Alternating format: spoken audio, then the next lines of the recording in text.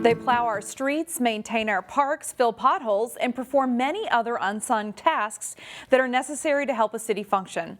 But as a whole, public works departments are having trouble finding people who want to explore careers in that field. As Delane Cleveland reports, there's an effort underway to reverse that trend. Like any kid growing up playing with toys in the sandbox. During the warmer months, we've never seen their equipment. It's like a kid in a candy store. Local cities occasionally bring out their biggest and shiniest vehicles so kids can get an up-close look at the real-life versions of the things in their toy collection. Paul Kuhn remembers those days well. Growing up in the 60s, we had nothing electronic to play with. We had to go outside. For 34 years, Kuhn worked in the Public Works Department for the city of New Hope. And you get to drive big, cool trucks and operate big, cool equipment. He got to live out a dream, working a career that impacted thousands of people. It's the most rewarding career when you live in a city and you can drive around after hours or on the weekend and know that you had a part in creating that or maintaining that or building that. These days, you can find him on the Eden Prairie campus of Hennepin Technical College, teaching the next generation of public works employees. Welcome to my home away from home, C101 and Eden Prairie campus. Nobody in here. There is nobody in here but us. Or at least he'd like to teach the next generation. Not enough students signed up for the class this semester, so the class didn't happen. There's a lack of awareness. APWA, the American Public Works Association, on a national level, they don't do a very good job promoting public works. It's a job with a starting salary of $60,000 or more, and according to the League of Minnesota Cities, there are more than 200 public works jobs available statewide. It's good employment with great benefits. Good employment that students can pursue after a single semester. Now they just need people to rediscover their inner child and sign up. It's just a career that a computer's never going to replace you. Delane Cleveland, CCX News.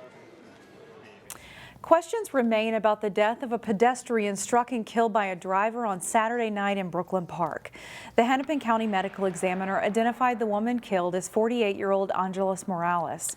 Police say she was carrying groceries and crossing Brooklyn Boulevard and Hampshire Avenue. There's no crosswalk at that intersection.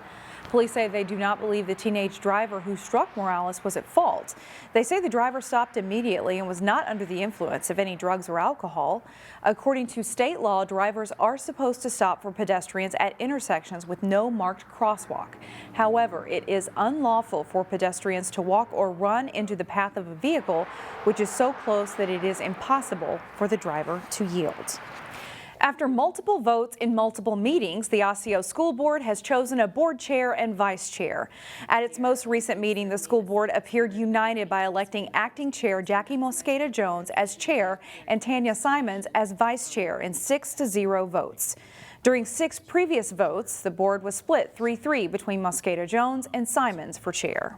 We have a significant job of hiring a new superintendent and a significant job of implementing our strategic plan and priorities. And I know we've all been committed to this work together, and I'm looking forward to the collaboration that we'll continue to have as a board.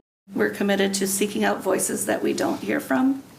We are committed to continuing with our strategic plan as written, and that we will work to make sure that everything that is decided on this board is good for each and every scholar, as our mission says.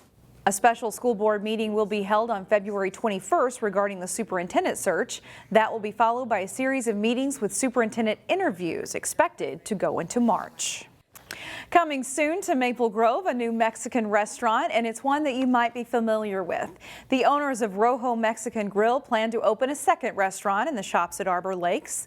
They would take the spot of the former Patrick's Bakery and Cafe.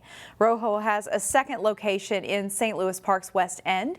The owners say they plan to open the Maple Grove location in April. This week's Standout student features twins from Maranatha Christian Academy who are making remarkable strides inside and outside of the classroom. Reporter Sonia Goins has more on this dynamic duo. Who came out first? Me. Maranatha Christian Academy senior Callahan Hall. We're ready to try new things, and we're both very adventurous. And her sister Amia Hall share an unbreakable bond. She has some strengths that I don't, and vice versa.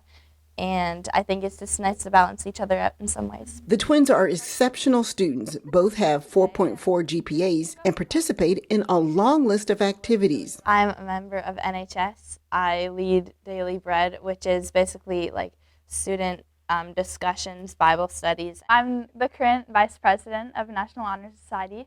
I'm also the vice president of High School Student Council. This part right here. The academic stars are taking college courses in addition to their high school classes. A full sophomore in college load is what I'm doing, as well as a couple high school classes. Both Standout students are also on the high school golf team. I love being involved in many different things. Callahan is good at juggling a lot of activities.